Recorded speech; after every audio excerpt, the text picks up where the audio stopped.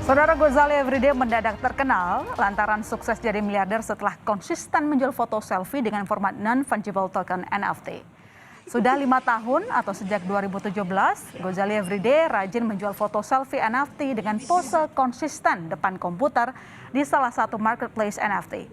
Gozali mengaku awalnya hanya iseng mengupload atau minsuo foto NFT, tidak menyangka kalau bakal laku di koleksi para kolektor. Awalnya harga sebuah NFT Gozali hanya 0,001 Ethereum atau sekitar Rp50.000. Tapi kemudian komunitas NFT global mendorong harga selfie Gozali naik mencapai puluhan juta rupiah per foto. Dari itu buat animasi timelapse. Nanti setelah kan 5 tahun itu nanti digabungin jadi satu jadi video gitu. Tujuannya itu aslinya. Udah dibuat itu? Udah dibuat, cuma kayak sekalian juga tak upload di NFT kali aja lucu gitu. Di NFT Itu dipromosiin sama komunitas NFT Indo. Terus orang luar juga ikutan beli. Jadi bahkan sampai Chef Arnold sama Mas Jejo bahkan sampai beli, bahkan belinya tidak cuma satu tapi 25 itu foto wajah saya. Cerita Gozali yang sukses meraup 1,5 miliar rupiah dari NFT mengundang penasaran masyarakat. NFT tiba-tiba booming di Indonesia. Kami buka di salah satu marketplace NFT, justru jadi ramai foto NFT makanan, baju selfie, sampai data pribadi seperti KTP. Biar lebih paham soal NFT dan bagaimana cara kerjanya, kita berdialog malam ini dengan Amsi Bashar, pakar Metaverse CEO IDM Token. Selamat malam, Mas Bashar. Halo, malam Mbak. Oke, Mas Bashar, ini Gozali bikin NFT jadi booming. Meski eksistensinya udah lama sebenarnya gitu ya. Tapi masalahnya sekarang, saya anggap masalah ya, meski ini memperkenalkan masyarakat juga soal apa itu NFT dengan adanya Gozali, viralnya dia. Ada yang jual KTP, data pribadi loh itu Mas, lalu kemudian semacam e-commerce jualan baju. Ini entah sadar atau memang tidak memahami apa itu NFT fungsinya. Bagaimana Anda menangkap fenomena ini? Pertama saya mau masuk di sisi gagal paham ya Mbak. Gagal paham. Gagal pahamnya itu kan NFT itu kan token yang memang tidak bisa dijadikan alat pairing. Itu yang mesti dipahami bahwa dalam blockchain kita kenal crypto aset atau currency itu ada koin, ada token, lalu ada NFT. Nah kalau dia samakan produk tadi sama kayak dijual di e-commerce atau marketplace biasa tidak tersambung pada teknologi blockchain, ya itu bukan NFT. Gitu. Jadi sebenarnya NFT itu sama seperti token, sama seperti koin, ada smart kontraknya terhubung pada teknologi blockchain, lalu dia bisa di scanning di blockchain manapun, di blockchain yang tempat dia berada, lalu kita tahu kapan dia di deploy, di mintingnya berapa, dicetaknya berapa, lalu kita tahu di transfer ke siapa aja. Jadi NFT itu seperti itu. Jadi yang aku lihat kalau ada yang upload makanan terus barang dagangan itu kan udah kayak e-commerce ya, salah tangkap ya, gitu. Salah Tapi yang jadi masalah ada juga yang akhirnya jualan data KTP ya, aduh. Anda gimana mandangnya ini? Iya, itu juga saya menyayangkan kalau ada yang seperti itu. Saya harap itu jangan diulang ya.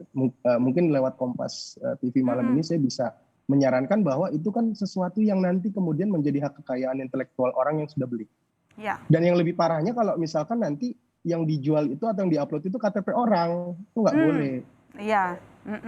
Jadi nanti disalahgunakan gitu. Harus ada dipahami juga soal apa hak kekayaan intelektual. Jangan dianggap cuma jual ya, kamu cuma jual fotonya doang. Tetapi data yang kamu jual di NFT itu jadi milik orang yang udah beli gitu ya. Yes, dan kita tidak bisa protes loh kalau nanti misalkan tiba-tiba karena rela gitu ya. Di New York Times Square tiba-tiba ada dipasang di billboard KTP orang dari Purworejo misalnya, terus mau protes ternyata orang lain yang pasang, itu kan jadi jelimet gitu. Padahal dia orang itu nggak pernah tahu itu bakalan ditaruh di marketplace NFT. Gitu. Iya, ini kalau kita lihat yang dilakukan oleh para netizen ini sebenarnya mencoba peruntungan yang tadi saya sebutkan. Sebenarnya ada positif tapi sayangnya banyak negatifnya nih untuk awal-awal. Positifnya karena orang kenalan akhirnya sama NFT, meski sebenarnya eksistensinya udah lama gitu. Tapi jadi booming lah intinya, nggak apa-apa lah kalau belajar dulu kenalan dulu. Tapi sayangnya pas kenalan udah keluar dari batas normalnya gitu. Tapi saya mau tanya, karena ini menjadi inspirasi orang-orang, warga RI akhirnya masuk ke NFT. Anda sendiri melihat foto selfie Gozali ini bisa menarik perhatian para kolektor itu kenapa? Karena secara total Gozali itu punya foto 932 foto. Nah, apa yang menarik? Mengapa harganya bisa terbang tinggi? Tadinya kan dia juga nggak pede. Saya cuma jual $3 loh padahal gitu. Kita bisa lihat NFT Every Days, yaitu The First 5,000 Days. Itu miliknya Mike Winkelmann yang laku di tahun 2021. Dia jual kolase itu 5.000 hari. Jadi kumpulan dari kolase-kolase yang dari 2007 sampai 2020. Bayangkan nggak laku berapa coba kalau mau ditebak. Itu laku sekitar 991 miliar. Amazing. Jadi aku pikir Gozali terinspirasi dari situ dan it's okay, itu rezekinya Gozali. Nah, artinya kalau memang NFT, kalau aku sebagai pelaku blockchain ya, dan saya adalah developer juga di crypto, saya bangga dengan adanya Gozali ini. Lalu kemudian saya berharap ke depan ini menjadi salah satu cara untuk anak-anak zilenial, generasi Z dan milenial itu untuk cari peruntungan, tapi tentunya dengan cara yang baik ya, tidak salah paham.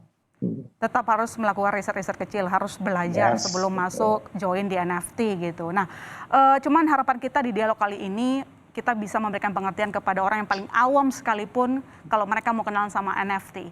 Mungkin bisa dijelaskan secara bahasa sederhana apa itu NFT, karena jenisnya itu banyak. Jadi jangan cuma dianggap soal seni saja ya saudara, ada musik juga kita bisa jualan di sana. Nah, bagaimana supaya kalau mau cari cuan ya produknya kita juga bisa menarik untuk kolektor. Apakah memang ada kesempatan juga mengulang kesuksesan seorang Gozali gitu? Ya intinya sih gini, paling tidak kita harus banyak riset ya. Jadi saya mau balik ke blog crypto space ya Mbak ya. Kalau bicara crypto space, orang banyak salah kaprah tentang volatilitas tinggi. Lalu orang salah kaprah tentang perubahan yang tinggi. Sebenarnya itu harus diluruskan. Diluruskannya gimana? Volatilitas tinggi itu karena dipengaruhi oleh media sosial, dipengaruhi oleh media online dan lain sebagainya. Artinya kalau kita mau bicara kripto, cari peruntungannya kita harus rajin-rajin riset di media sosial tadi. Rajin-rajin di media online tadi kita riset.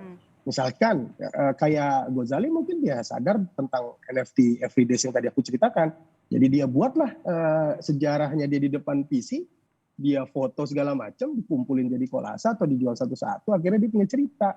Itu yang membuat orang. Bahkan kalau Mbak pernah lihat-lihat di OpenSea gitu ya, jalan-jalan di OpenSea ya, berselancar, itu ada satu NFT yang dia gambar putih kabut gitu ya, di pojok kiri ada tulisan, di sini ada ada gambarnya tapi tertutup kabut, itu laku ratusan juta.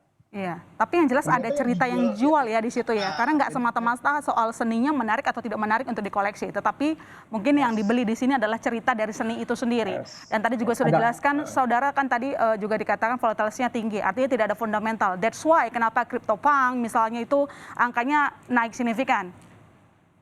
Gitu? Sebenarnya sih kalau dibilang fundamentalnya nggak ada, aku berbalik ya, balik bahasa itu ada fundamental. Karena aku penggemar kripto, jadi kalau aku bicara gini Pak, aku bandingkan cryptocurrency sama uang misalnya. Kalau bicara uang, mata uang kan fundamentalnya dua, fundamental asetnya kan dua.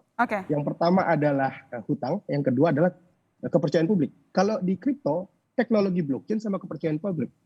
Nah, lalu kalau kita geser ke NFT yang bagian dari kripto tadi, bagian dari blockchain tadi, NFT Punk itu digemari banyak orang. Memang banyak orang yang senang sama gambar-gambar 2D kan. Kita lihat ada Roblox, kita lihat ada Minecraft. Memang ada orang-orang yang gemar akan itu, dan yang gemar akan itu adalah komunitas yang udah banyak uangnya hasil trading dia di kripto, yang jumlah asetnya itu bisa ratusan miliar bahkan triliunan gitu. Jadi dia easy aja untuk dia beli kapanpun. Tapi bukan berarti yang harus kita tempelkan di marketplace itu adalah barang-barang sembarangan gitu loh. Jadi memang benar-benar harus ya serius. Serius. Tetap ada jiwa seninya untuk setiap barang yang kita jual, karena itulah fungsi dari NFT yang tadi sudah jelaskan saudara. Nggak cuma soal mungkin kalau kasusnya dari Gozali, meski Anda menyebutnya bahwa foto selfie doang kok bisa jadi miliarder, tapi ternyata kolektor tertarik dengan cerita di balik itu. Terima kasih Mas telah bergabung bersama kami. Kita garis bawahi juga bahwa Anda yang ingin cari untung di NFT, Anda juga harus tahu ada namanya minting fee, listing fee, commission fee, itu semua ada potongannya. Tapi yang jelas yang harus kita lakukan adalah do your own research, ya gitu. Terima kasih sekali lagi, selamat malam. Sehat-sehat selalu Mas Fasyar.